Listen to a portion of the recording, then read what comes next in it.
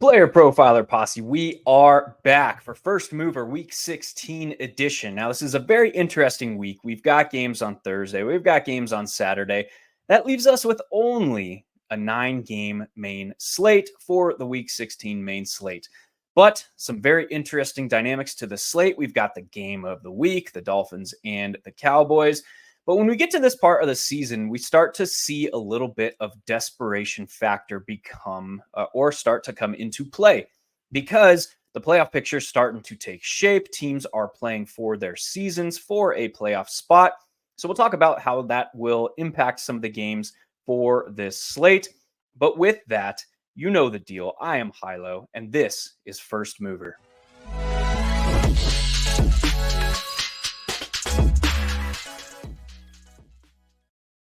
So let's jump right in. Let's take a look at this slate. I'll bring up the macro here on the screen. Let's take a look here. We've got the Seattle Seahawks traveling to Tennessee to take on the Titans. We expect, based on how things went on Monday night, for Geno Smith to be back for Seattle. Low, modest, however you want to look at it, game total of 41.5. We have a nice NFC North showdown between the Lions and the Vikings.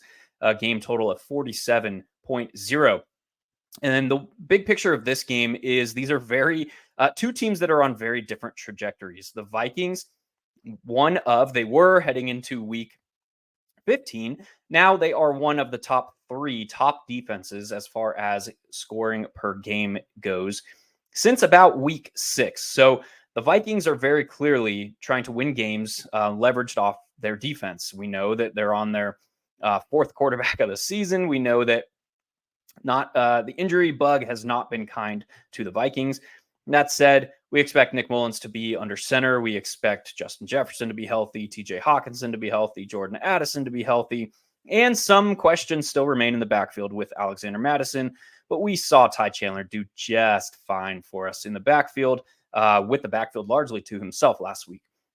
The other side of that game, the Detroit Lions, are a team that is kind of been forced to score more points than their opponent. That sounds weird, but their defense has not been playing well. We look at the Lions over their past 7 games, lots of points being scored. So two very different team dynamics going on, but that nice solid game total, 47 points.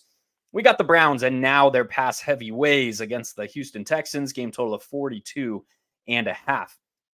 CJ Stroud still working his way through concussion protocol, and it looks like his status is in doubt for this week. I mean, he did not manage a single practice last week. So what that means is this dude is still experiencing headaches because you are not allowed. Step 1 of the NFL's concussion protocol is absence of headaches.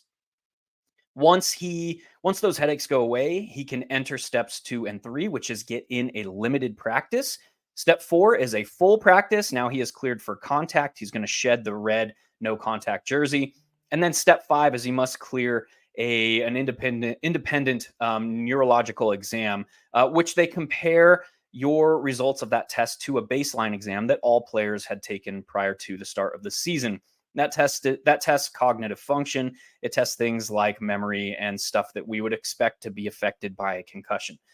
So the fact that he did not practice at all, to me, says that he still has headaches. And that's an issue going into week 2. That is also why we've seen some of these players that are concussed this year miss multiple weeks because their headaches have persisted. So whether or not CJ Stroud returns, we don't know. Whether or not Nico Collins returns, we don't know. But the Cleveland Browns, now with Joe Flacco under center, are a pass-heavy team, which is beautiful. We love it. We love to see it. But that game total, 42.5. We've got the Indianapolis Colts that we know they breed solid game environments going to the Atlanta Falcons, and a team we know is the exact opposite, the antithesis of breeding solid game environments, with still a solid game total of 44.0. The Commanders taking on the New York Jets, 37.5. There's enough to talk about that one. We could spend the next half hour. We're not going to do that here. The Packers in their trying to tread water, losing 2 games in a row. You can see the background. I am a Packers fan. Anyway, 2 winnable games. They dropped both of them. They now need to win out and get some help to make the playoffs. Desperation factor against the now 3-win Carolina Panthers. 2-win. I don't remember. Anyway, we digress. They won last week. The Jaguars taking on the Tampa Bay Buccaneers, two relatively pass funnel defenses, a solid game total of 43.0, and the Arizona Cardinals traveling to Chicago take on the Bears, 44.5. What's interesting about this game is these are two teams that are very clearly out of the playoff picture, but they have proven that they are not just going to roll over and die. So that's very interesting as far as the dynamics of that game goes. And then finally, the game of the week. Solid game total 51.5. The Dallas Cowboys traveling to the Miami Dolphins with a nice close spread of 1.5 points. This one's very interesting to me as well. Miami Dolphins have obviously been struggling through the injury bug as well. And the Dallas Cowboys have once again proven that they are one of the top teams in the league when playing at home. They are on the road. They put up a massive stinker against the Buffalo Bills last week on the road. So we'll see. Well, there's some stuff to dive into there as well. So that is kind of the lay of the land. And as always, we are going to do our best to keep this one short. Going to keep it under 30 minutes to give you some digestible info for the slate in as quickly a time as possible. It is the holiday season. Happy holidays to everybody. Before we jump into the rest of the slate, we'll quickly hear from the Podfather about the DFS Dominator.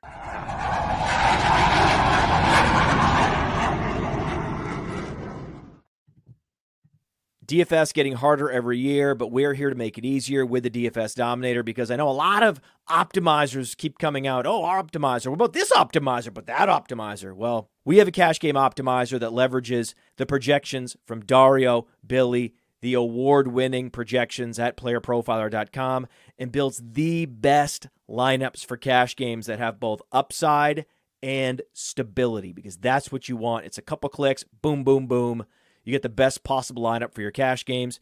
But for tournaments, traditional optimizers don't work. That's why we have a lineup genius, which takes you through the process of building lineups the way they should be built. Which quarterbacks you want to be overweight on, then building stacks, then setting runbacks, then optimizing, and generating up to 150 lineups that you can easily import into DraftKings, into FanDuel. That's the DFS Dominator. It's only $45 a year, not a week, a year.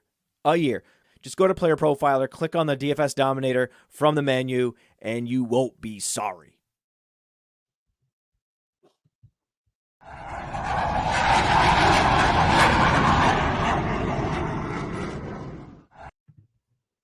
And we're back. Thank you, Podfather, for that message. If you haven't checked out the DFS Dominator just yet, highly recommend going to do so. Let's look at this slate, shall we?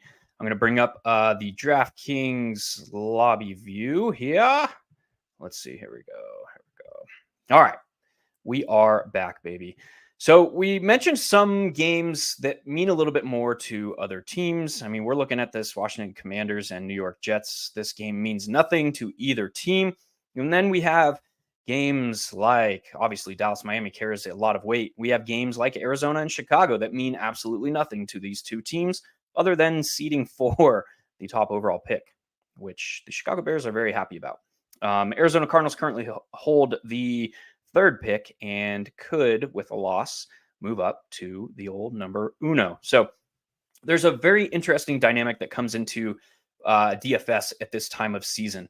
What effectively happens is with this additional desperation factor, these teams playing for their season, their playoff lives, that kind of widens the potential game environment. It widens the range of outcome to the positive. It gives you additional upside if these teams are going to go out and are forced to play catch up. They're likely to do so much earlier. It also, in very unique instances, can widen the range of outcomes to the downside, teams that are looking to go and win dirty. So teams like the Tennessee Titans, teams like the Atlanta Falcons, these teams that are still in the playoff hunt, but we know are going to try and win dirty. Another example is the Pittsburgh Steelers. They're not on the slate, but they are teams that want to take the game into the fourth quarter, win dirty. That actually adds to the widening of a range of outcomes to the downside, where a team, if they're able to control, or if they're not being pushed, it's that much more likely that we see a more muted game environment. So let's quickly talk about what we get from this slate.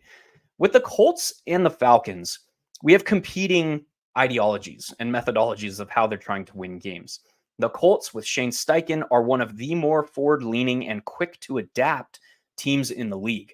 What that means is Shane Steichen will look at what's working over the first drive, 2 drives, 3 drives, and adjust fairly quickly for the rest of the game. On the other side of that, we have the exact opposite. An Atlanta Falcons team that we know has been top 2 in rush rate over expectation each of the last 2 seasons, and they just want to win dirty. They're going to try and take it the distance and win in the fourth quarter. Even in these matchups that look so good on paper for the Falcons run game, it has become very evident that we cannot count on Mr. Bijan Robinson to lead the way. Oh my God. Them giving the backfield split that they did last week was atrocious. Look at this. Tyler Algier, 14 carries in a 9-7 game, a game that played close throughout. Dear Lord, look at what Bijan got here. 7 carries, 3 targets. My dear Lord.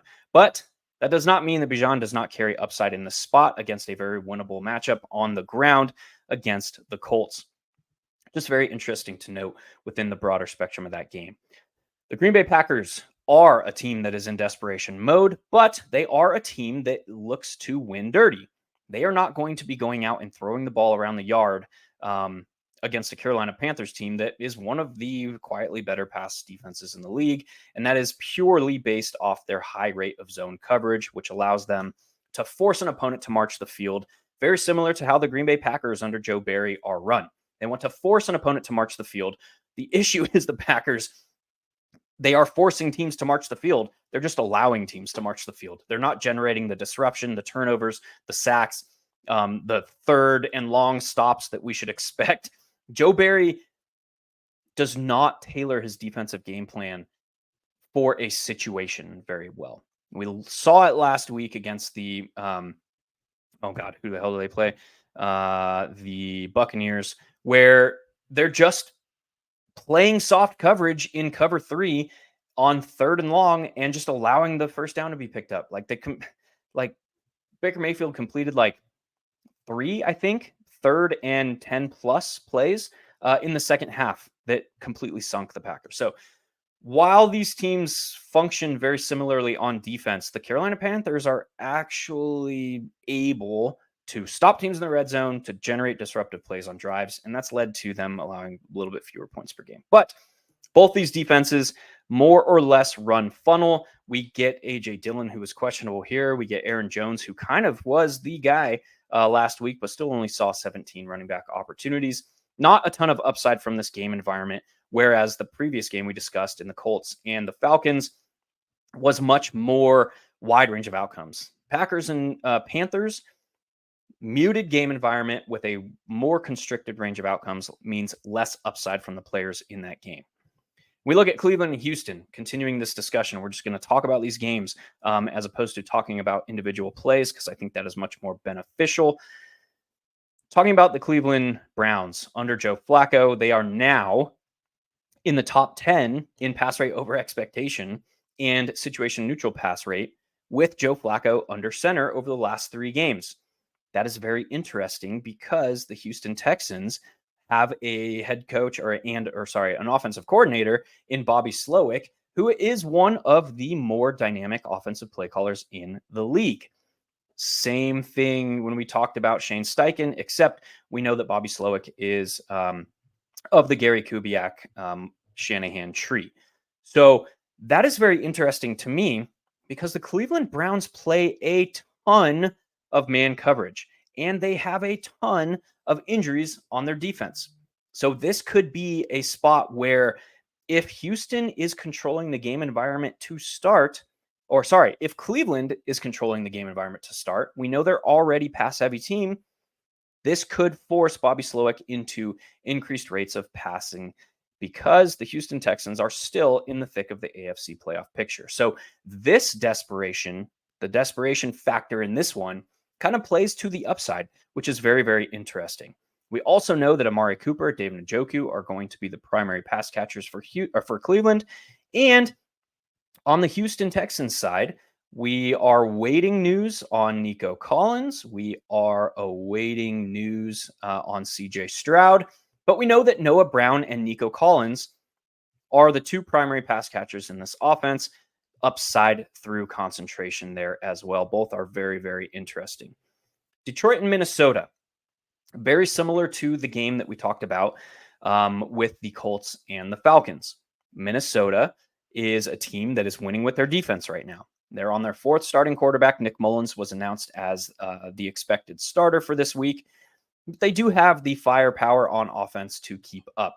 The Lions, on the other hand, their defense has been slipping throughout the second half of the season, and they are forced to go out and win games.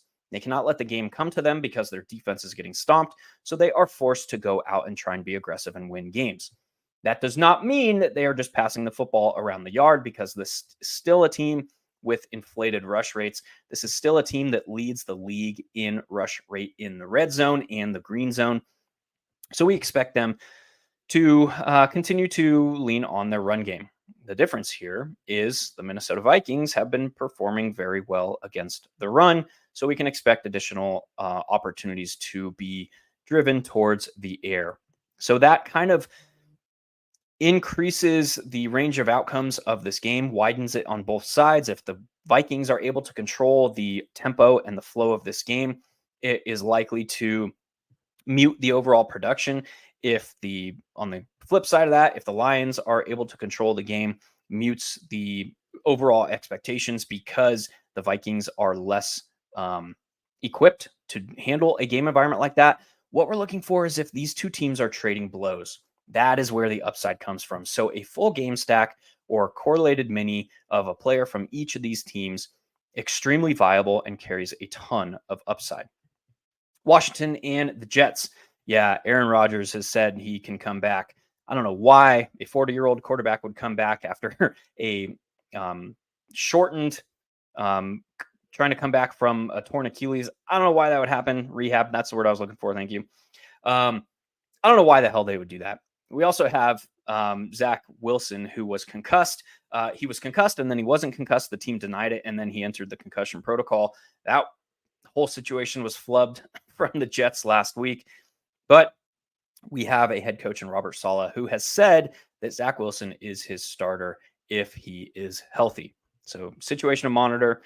Any one of three quarterbacks could theoretically be starting for the Jets this week. We have no idea, which is somewhat important because the Washington Commanders continued to get absolutely shredded through the air. Defensive tendencies. Let's talk that real quick. We know that Washington fired their defensive coordinator 2 weeks ago. And in those 2 weeks, with now a head coach calling defensive plays, they shifted from top 5 rates of man coverage to almost every defensive snap coming from zone, primarily through cover 3. So what does that mean from a how do you attack them perspective? Less likely to give up those chunk splash plays, more likely to force teams to march the field. However, likely to give up sustained drives and PPR production through the air because they do not have the bodies on defense to match up. So that plays into guys like Garrett Wilson. That plays into guys like Breece Hall through the air, where we know his pass game usage can be robust. 3 games in a row before last week, 9 targets, 8 targets, 9 targets. So extremely interesting in this spot. Looking at Seattle and Tennessee, 2 teams that we know would prefer to win games dirty. So the overall game environment from this spot is relatively muted. The only spot where I see that changing is if Tennessee is able to control the game on the ground. Derrick Henry actually gets going, became last week the lowest yardage output for a player to see 20 touches in NFL history. That is not good. That said, Derrick Henry has a very clear path to offensive success here against Seattle defense that plays a ton of zone, plays a ton of cover 2 and a ton of cover 3, more prevent style. That also leads to fewer men in the box. Very interesting in this spot because Derrick Henry sees a high number of players per rush in the box. So how does Seattle kind of attempt to combat that? We don't know. But the path to upside here is if Tennessee controls the game and Seattle is forced to open things up, because they have actually, under Shane Waldron, proven that they will open things up through the air, whereas Tennessee much less likely to do so. Moving on to the Jacksonville Jaguars and the Tampa Bay Bucks. This is a very interesting game because both of these defenses are pass funnel defenses. I mean, you see the DVOA numbers agree with the fantasy points allowed here. Much more forgiving through the air. Mike Evans and, well, let's talk about the Tampa Bay Buccaneers. This is an offense that is extremely concentrated now amongst two primary players. Yes, Chris Godwin had 2 games of double-digit targets in a row, but we know his upside is rather muted on a per target basis. Yes, he got there against Green Bay. Extreme prevent style defense that plays into the areas of the field that Chris Godwin operates. Also a defense that gives up extreme rates of yards after the catch. The exact opposite of the Jacksonville Jaguars defense. They are fast. They filter production to the perimeter. So this screams like a Mike Evans game to me.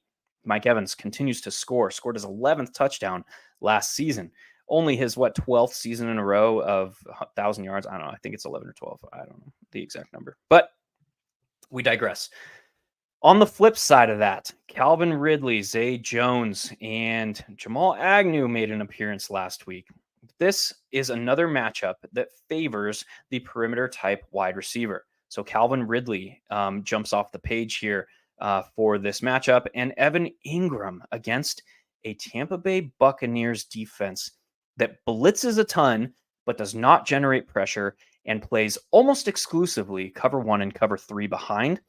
All of that comes together. Evan Ingram is in a great spot after that dud last week, after his 2-touchdown game the week before.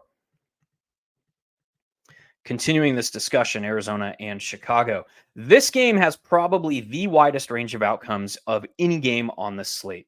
We could see, because these offenses are not great, we could see these teams just absolutely struggle and play to a 9-7 type game like we saw the Panthers and the Falcons play to last week. On the other side, these defenses are not great.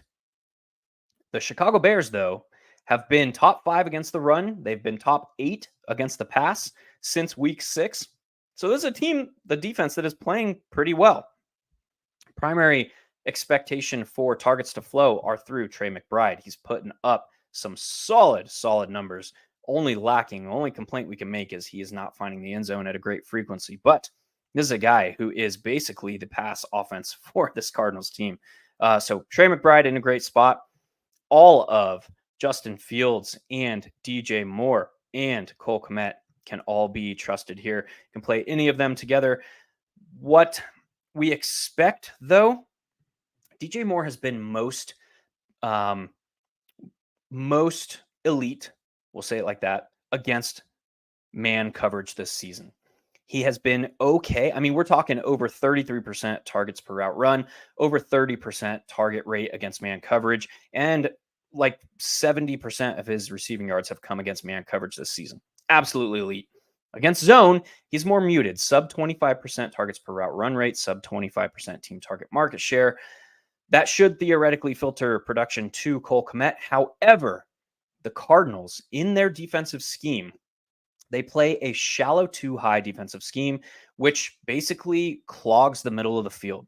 So less upside for Cole Kmet, and that's why I said we could see a muted game environment here from these two teams. Now to the game of the week, and this will be the last thing we talk about before we get out of here. The Dallas Cowboys and the Miami Dolphins. If you look at this Dallas Cowboys team, they score almost 10 points more per game at home than they do on the road. This Miami Dolphins offense, is Tyreek Hill going to be healthy? Are we going to see Devon Achane finally get more involved with another week beyond his injury scare 2 weeks ago? There's just a lot of unknowns regarding this game environment. But that said, very clearly, this game carries the most upside, pure upside of any game on the slate. We have two offenses that can go toe-to-toe. We have two defenses that we know can suppress production, but we know can also give it up. So without diving into the X's and O's in this spot, talking about defensive coverages and all that stuff, we have to have the understanding that this game very clearly carries some significant upside. The other issue is if you're looking to stack this one up, these pieces are expensive. Monster, a chain, both above 7K. Tony Pollard, 6,700. The quarterbacks, 7,900, 7,800. Tyreek Hill, 9,600. CeeDee Lamb, 9,200. Jalen Waddle even is up there now at 7,800. It's very difficult to overall game stack this spot. So is this a spot where we try and pick onesie twosies? Is this a spot where we avoid and hope that it flops on its face? Very, very interesting theoretical discussions to be had from this spot that I don't really know that we have the full answers to just yet. It's going to come down to ownership. It's going to come down to some things like, hey, can we get Brandon Cooks at reduced price and reduced ownership? Can we get Jake Ferguson at reduced price, reduced ownership? Or are we only primarily considering these top dogs here? Very, very interesting dynamic to the slate. I feel like the field is just going to see that this game has the highest game total on the slate and look to force in Tyreek Hill, CeeDee Lamb types.